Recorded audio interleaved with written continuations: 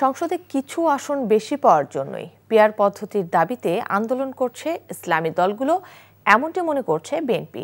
একই সাথে নির্বাচন বাধাগ্রস্ত করতেই এই আন্দোলন বলেও দাবি তাদের।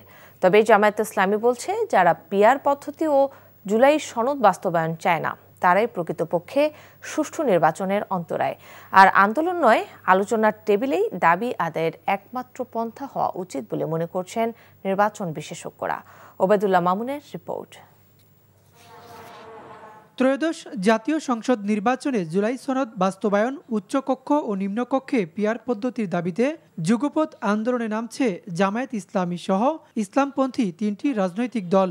আগামী নির্বাচন কোন পদ্ধতিতে হবে সে বিষয়ে সরকারের সুস্পষ্ট কোনো বার্তা না থাকায় 18 সেপ্টেম্বর থেকে রাজধানী সহ বিভাগীয় শহরে বিক্ষোভ করবেন তারা। পিআর পদ্ধতি দেশের মানুষ চায় না মন্তব্য করে বিএনপির স্থায়ী কমিটির সদস্য সালাউদ্দিন আহমেদ বলছেন, দেশকে অস্থিতিশীল করতেই পিআরের দাবিতে আন্দোলনের হুমকি। বলেন, যারা নির্বাচনকে বিলম্বিত করার চেষ্টা করবে জনগণ তাদেরকে প্রতিহত করবে।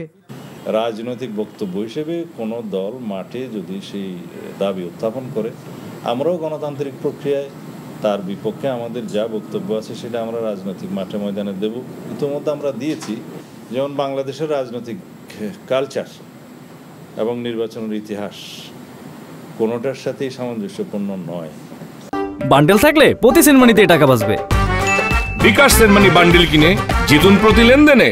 তবে জামায়াত ইসলামী মনে করে, আবারও আওয়ামী লীগ মার্কা নির্বাচন করতে পিআর পদ্ধতির বিরোধিতা করছে বিএনপি। জুলাই সনদ বাস্তবায়ন ছাড়া নির্বাচন হলে পরবর্তী সরকারের বৈধতাও প্রশ্নের মুখে পড়বে বলে মনে করেন দলটির নীতি নির্ধারকরা। আর দাবি আদায়ে আন্দোলনের বিকল্প দেখছে না জামায়াত ইসলামী। যারা ষড়যন্ত্রের গন্ধ পায় তারা সবখানে ষড়যন্ত্রই দেখে। যারা পিআর চায় না, যারা সংস্কার চায় না, জুলাই সনদের বাস্তবায়ন চায় না, ওনারাই প্রকৃত অর্থে আসলে সুষ্ঠু নির্বাচন চায় না। নির্বাচন বানচালের ষড়যন্ত্র এখানেই থাকতে পারে। কারণ আপনি তো সুষ্ঠু নির্বাচন হওয়ার পদ্ধতি নিচ্ছেন না, আইন নিচ্ছেন না।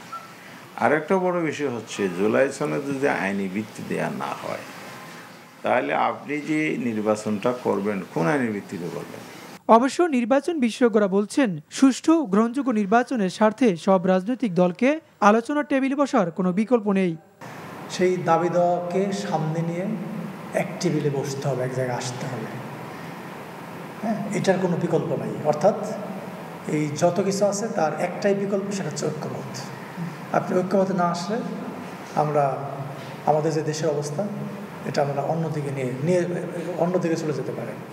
রাজনৈতিক দলগুলো ঐক্যমতে পৌঁছাতে ব্যর্থ হলে দেশ অস্থিতিশীল হতে পারে বলেও শঙ্কা প্রকাশ করেন তিনি। Obaidullah Mamun, NTV news, Dhaka. Bundle থাকলে প্রতি সেনমানিতে টাকা বাঁচবে। বিকাশ সেনমানি বান্ডেল কিনে জিতুন প্রতি লেনদেনে।